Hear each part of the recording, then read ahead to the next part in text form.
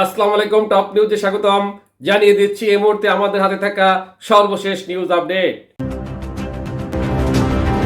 শুরুতেই থাকছে তিনবার আলহামদুলিল্লাহ বললেন চাকরি ফেরত পাওয়া শরীফ। এরপরে থাকছে চীন সফরে যাচ্ছেন জামায়াত আমির। তারপরে থাকছে ভিন্ন মত দমন না করে তা প্রকাশের সুযোগ দিতে হবে মির্জা ফখরুল। আরও থাকছে বেনাপোলে আমদানি রপ্তানি বাণিজ্যে ধস, ক্ষতির মুখে ব্যবসায়ীরা। সর্বশেষে থাকছে ভারতীয় যুদ্ধবিমান বিধ্বস্ত, ঘটনাস্থলে মিলেছে মানবদেহের অংশ। এতক্ষণ শুনলেন আপডেট সংবাদের শিরোনাম, এবারে বিস্তারিত। তিনবার আলহামদুলিল্লাহ বললেন চাকরি ফেরত পাওয়া শরীফ।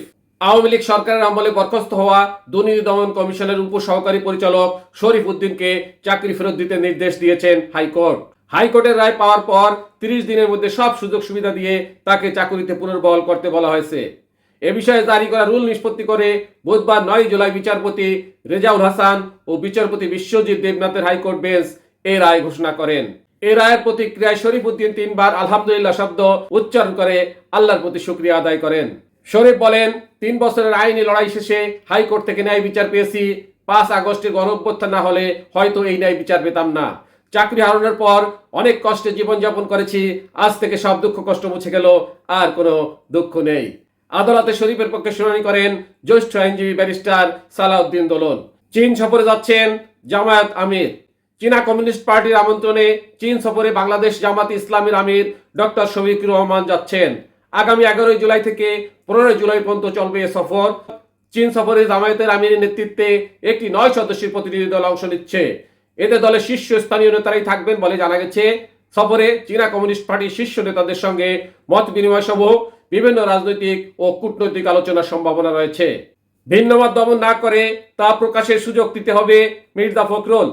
গণতন্ত্রে ভিন্ন মতের প্রতি সহিংসতা এবং প্রকাশের সুযোগ থাকা উচিত বলে মন্তব্য করেছেন বিএনপির মহাসচিব মির্জা ফখরুল ইসলাম আলমগীর। তিনি বলেন, গণতন্ত্রের সৌন্দর্য হলো ভিন্ন মত। কেউ কারো মতের সঙ্গে একমত না হলেও ভিন্ন মতটি সুরক্ষা ও সংরক্ষণের সর্বোচ্চ চেষ্টা করতে হবে। তরুণ প্রজন্মের প্রতি আস্থার কথা জানিয়ে বিএনপি মহাসচিব বলেন, তরুণদের হাত ধরে বাংলাদেশ একদিন পৃথিবীতে মাথা উঁচু করে দাঁড়াবে। বেনাপোলে আমদানি রপ্তানি বাণিজ্যে ধস, ক্ষতির মুখে ব্যবসায়ীরা। বেনাপোল স্থলবন্দর দিয়ে ভারত বাংলাদেশের আমদানি রপ্তানি বাণিজ্য কমে গেছে। গত 5 আগস্ট ছাত্র জনতার অভ্যুত্থানে দেশের রাজনৈতিক পালাবদলের পর দেশের সর্ববৃহৎ স্থলবন্দর দিয়ে দুই দেশের মধ্যে আমদানি রপ্তানি বাণিজ্যে প্রভাব দেখা যাচ্ছে। দুদেশ পাল্টাপাল্টি বিধিনির্দেশ আরোপ করায় বেনাপোল বন্দরে কমেছে আমদানি রপ্তানি বাণিজ্য। বন্ধ সূত্রে জানা যায়, বছর ব্যবধানে 2024-25 অর্থ বছরে আমদানি কমেছে 6 লাখ টন এবং রপ্তানি 75,000 টনের বেশি। 2023-24 অর্থ বছরে বন্দরটি দিয়ে আমদানির পরিমাণ ছিল 21,30,288 টন পণ্য।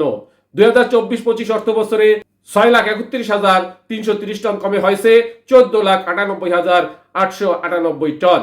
অন্যদিকে 2023-24 অর্থ বছরে ভারতে রপ্তানি হয়েছে 4,56,672 টন বাংলাদেশি পণ্য, আর গত অর্থ বছরে 75,232 টন কমে হয়েছে 3,81,440 টন।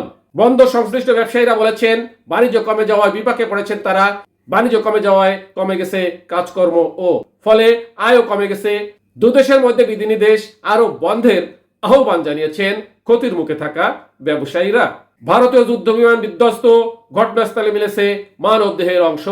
ভারতের রাজস্থানে দেশটির বিমান বাহিনীর একটি জাগুয়ার যুদ্ধবিমান বিধ্বস্ত হয়েছে।